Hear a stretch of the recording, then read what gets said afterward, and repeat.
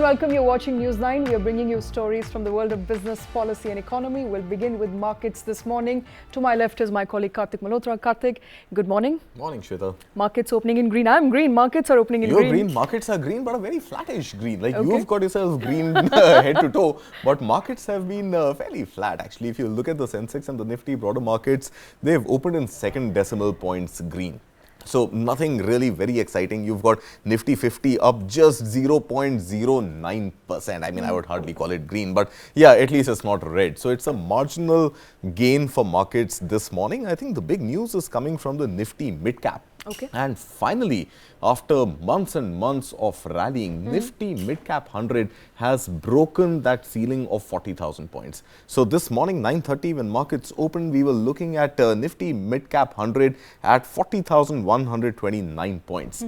So great news there for this rally to have finally hit a ceiling. It's a sort of, mental threshold that you set for indices. Like, for example, for Nifty 50, 20,000 is the next level everybody's expecting Nifty 50 to breach, and Sensex to touch 66, 67,000 levels. But I think the mid-cap rally and the small-cap rally both have been on for a sustained period of time. And finally, that mental threshold of 40,000 points has been broken this morning. So good news coming from the broader markets. All right, good news coming in from the broader markets at this point in time. In fact, Nifty is up almost 19,600 last I checked. So good news coming in there as well, as far as the 19,600 levels is concerned. Breached that threshold for Nifty. But let's move on to stocks specifically, and also big headlines that we continue to track here. Quickly on metal and steel stocks that have done well, JSW is in the news. That's right. So I think the the kind of buying action we saw in metals yesterday could have been on the back of Tata Steel looking at making that investment in UK, and that would have led to stocks rallying. But this morning when markets opened, there seemed to have been some profit booking when it comes specifically to the metal index. The metal index was down about 0.5% or so in the red this morning. But yeah, the news coming from the JSW group is particularly important and exciting. I think it's putting to rest the speculations and the source-based news that was driving the JSW stock and news triggers in the last 1 week or so. In fact, more than that, maybe, the story started about a month back when there were these first rumors of JSW wanting to pick up stake in MG Motors, and that in a way signaled the foray of JSW into the electric vehicle and the automobile industry. And that news is now getting more and more cemented. In fact, last week we also heard news of JSW wanting to buy the Ford Chennai plant, which has been shut down ever since Ford exited India. So I think it's fairly clear and fairly certain now that JSW as a group wants to get into the automobile space, and within that, a narrow focus on the EV space. And it made some organic sense as well for a company that's been in the metals business for a while, an essential component into making automobile. It made absolute sense. From a manufacturing process, it's a very classic case of forward integration. We've seen that with Tata Group as well. Tata Steel followed by Tata Motors. So at least your part of your input cost is taken care of, and you're not really paying a premium to importing or to sort of sourcing these raw materials that go into making the automobile or the car itself. Now, specifically on the JSW part, I think JSW now with this stake purchase in MG Motors, there are chances that this final decision on the acquisition of some sort of stake should materialize by the end of 2 months or so. Around Diwali is what is expected for the JSW MG Motors deal to go through. And if that doesn't go through, newspaper stories this morning also indicate that there is a plan B for JSW. And the plan B could be actually purchasing stake in a Chinese automobile company. Now, what's not mentioned in the report, but what seems to be a calculated guess that I would like to make is that we could be talking about BYD, because BYD has been looking at Indian partners. It has faced resistance from the government of India and continues to face resistance. And hence selling cars which are pretty much imported in more than a semi-knocked down SKD format, will not be acceptable by India. So BYD seems like a plan B for JSW right now. But yeah, JSW foraying into the automobile space, EV space, seems more of a certainty than speculation now. And more competition, therefore, for EV makers in India Totally. with JSW now. We don't know the plans just as yet, but the acquisition likely to be completed by Diwali, which is in October this year, October or November this year. As usual, let's get in our guest, Gaurang Shah of Geojit Financial Services, joining us this morning. Gaurang, thanks very much for taking time out. We've moved a little away from markets, but markets there opening in the green. What are the broad indicators, parameters, trends that you're tracking this Tuesday morning? Thank you and morning to all of you all, Shweta. So we've spent almost a month in the consolidation zone of 19,200, 300 on the lower side, 19,500, 600 being the higher level and a top heavy feeling wherein you see profit booking coming in. But since last week, Friday, that was the first day of the September expiry, and the rollover numbers that we saw, continued strength yesterday and today a follow-up. We put out our market view for the week yesterday, and we had possibly given a view on the market that if we are able to take off 19,600 decisively on the Nifty spot and give a close above that, then I think a rally towards the all-time high and a new high altogether will definitely be a reality, and it will come sooner rather than later.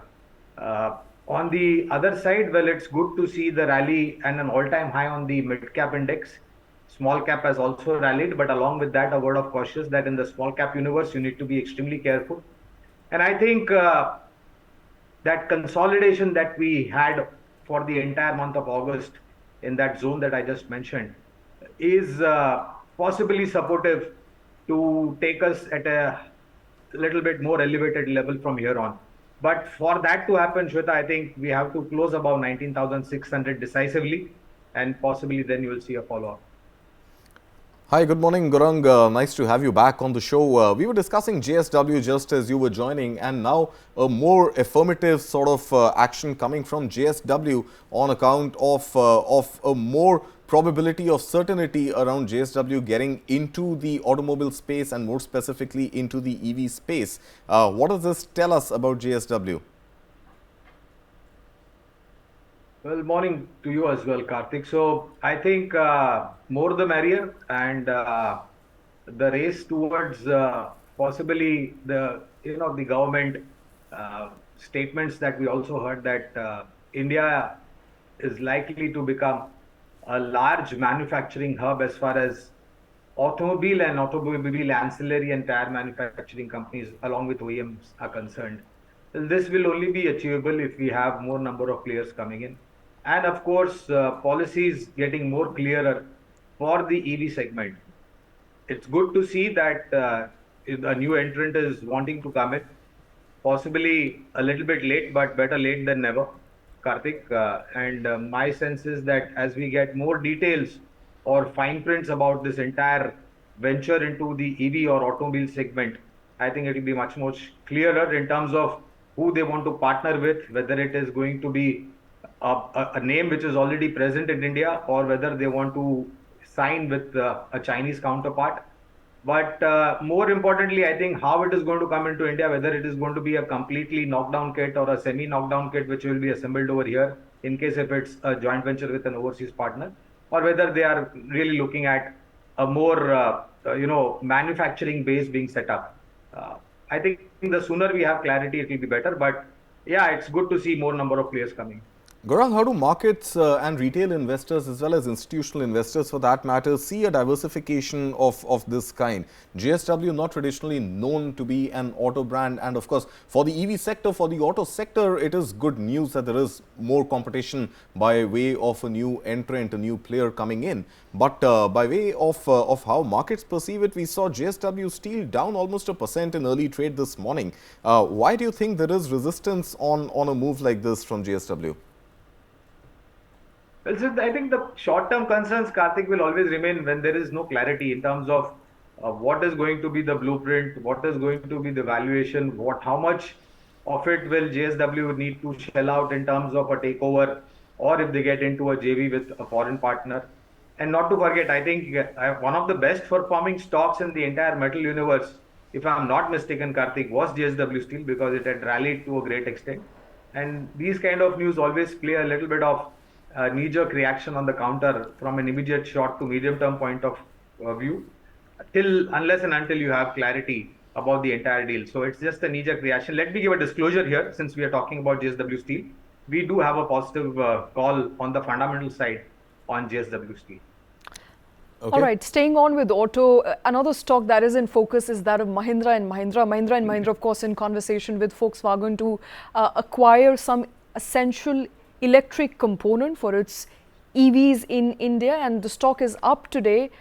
Let's pull up that stock. Stock is up today, reacting positively to very that marginally news. up. In fact, second decimal points up, Shweta, 0.025 Okay. as markets started their early trades this morning. I think overall the development is interesting. It further shows that Mahindra is looking at partners and not just, you know, vendors within India, but making use of the German car makers' open platform to acquire components which are critical in the EV making process. But yeah, I think markets not reacting much. It seems to be more of a vendor sort of, you know, a call being taken and not as much something that would fundamentally alter the course when it comes to M&M's, you know, foray into EVs.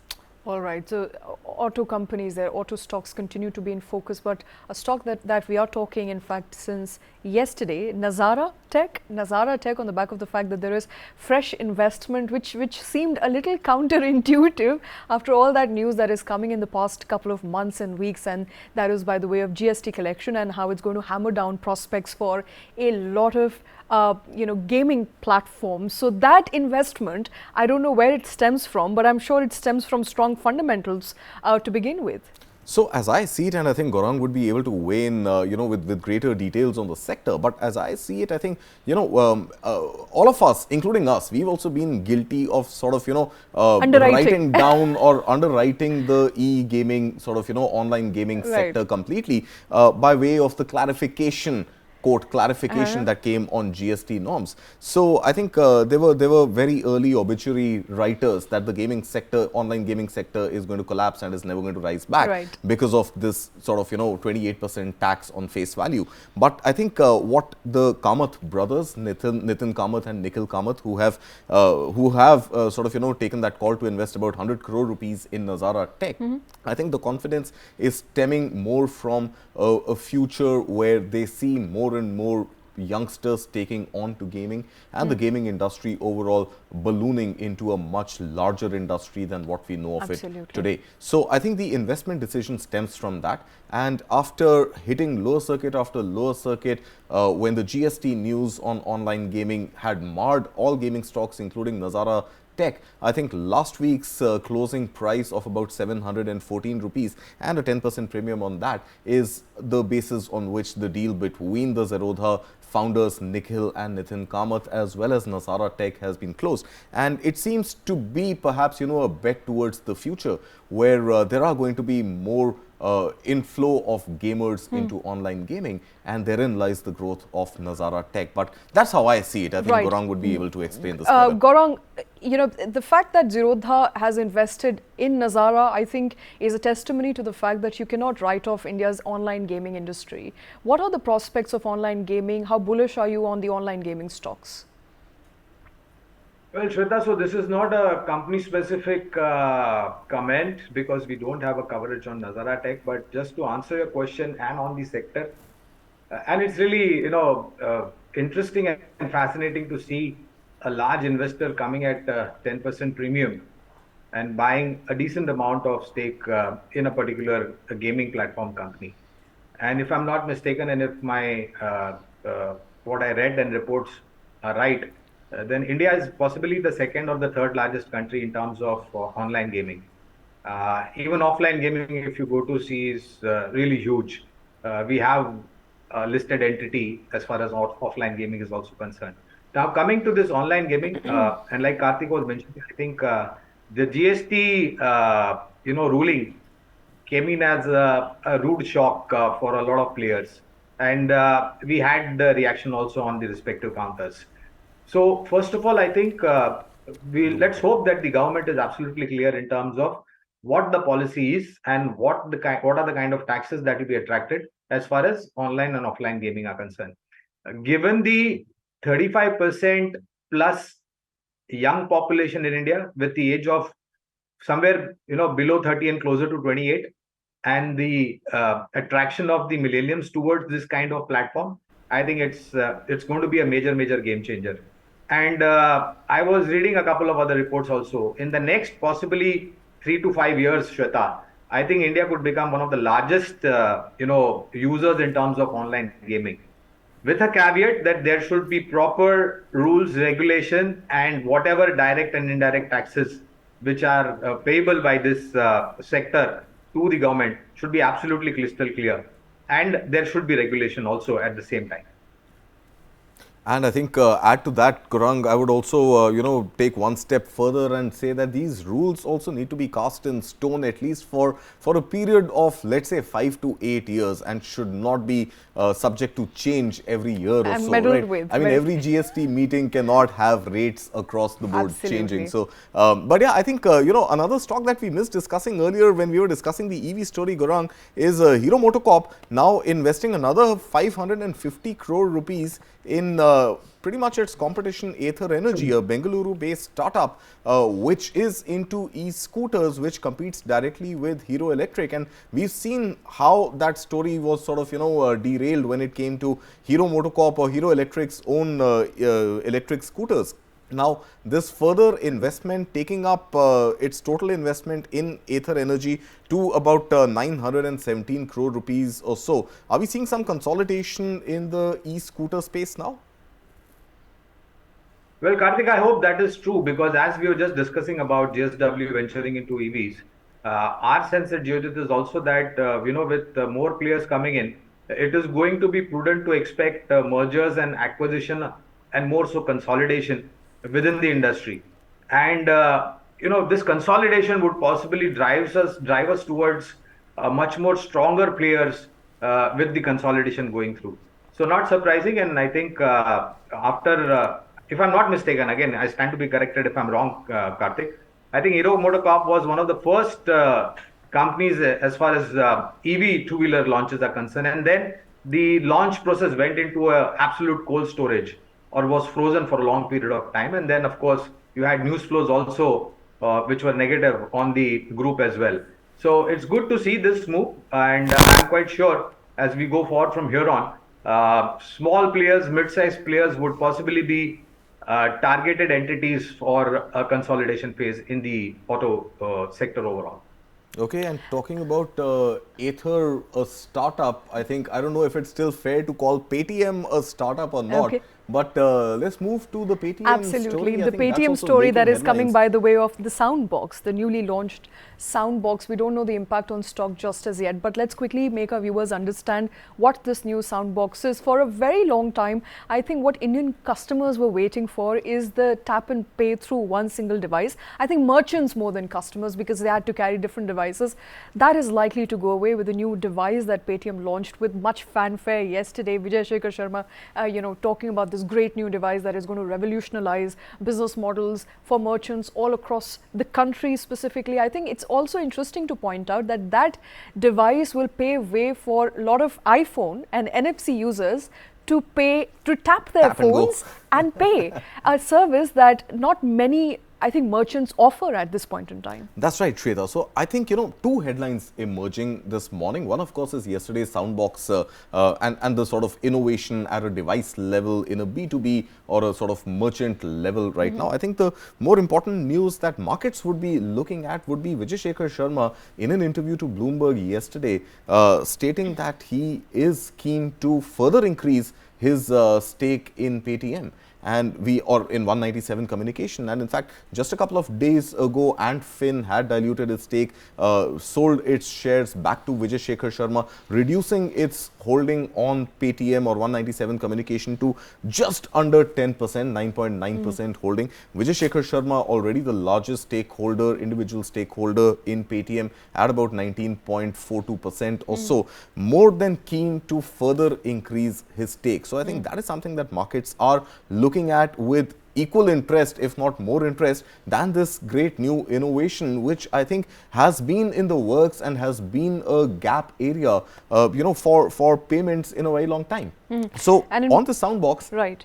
yeah, go ahead. In fact, markets reacting positively to that. Yeah, news. absolutely. Paytm stock up at this moment about 1.4%. Right. So not surprising. So I think, this tap and pay model has been prevalent in the West for a very long time. Even in India, on cards, you have NFC and there are smaller limits available for you to tap and pay. And of course, you can adjust that using your net banking. But I think more importantly, this all-in-one device where you get to choose and you get to tap either your card or scan the QR code, or like you mentioned, NFC enabled on your iPhone, where you just tap your phone and walk. And if it is available on the iPhone, I think good chances it's also going to be available on the iWatch, like we've seen in the US and in UK, where you're just checking out, you just tap your watch and you walk out. So I think a great piece of innovation coming for India there. Not original literally, but I think the scanning the QR code enabled along with tap and pay is India's sort of innovation given our penetration of UPI.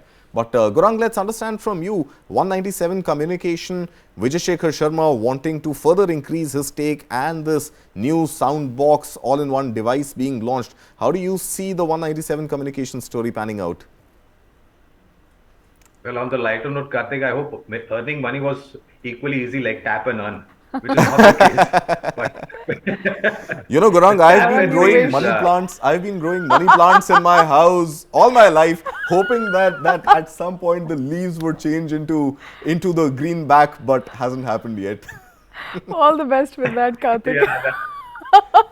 So tap and easy can lighten your wallet, but at the same time, I think aspirations is something that will drive innovations, Karthik. And the more our aspirations grow, I think more innovations will fall through. And I have absolutely no doubt in terms of innovative ideas that our country can deliver, because we have the capability, capacity, and the experience along with us. Firstly, a disclosure: Paytm is something that we have a buy coverage on, but it's trading very close to our target price. So if you want to make a fresh investment, I think buy on dips would be a better strategy. And I think this is just the beginning. Possibly as we go forward into the future, you will have many more innovations come out with the kind of aspirations that all of us have. So at this moment, Gaurang, is it fair to state that 197 Communication is primarily a fintech company? It's not a super app. It's not an online shopping company. It is not particularly, a food delivery aggregator economy sort of a company. Is it fair to now singularly in one line state that Paytm or 197 Communication is primarily a fintech company? And put a rest to all other assumptions. A fintech and an interface kind of a provider company. But let me say a word of caution, Karthik. We all have heard about Jio Financial Services and even their aspirations in terms of where they want to go to, and with the kind of technology, with the kind of database, and the kind of parent company that they have, I think companies like Paytm, I'm not talking about immediate, I'm talking about a distant future, as in when Jio Financial Services plans to possibly, spread their geographical presence, not only in terms of territories, but also in terms of products and offerings and the interfaces.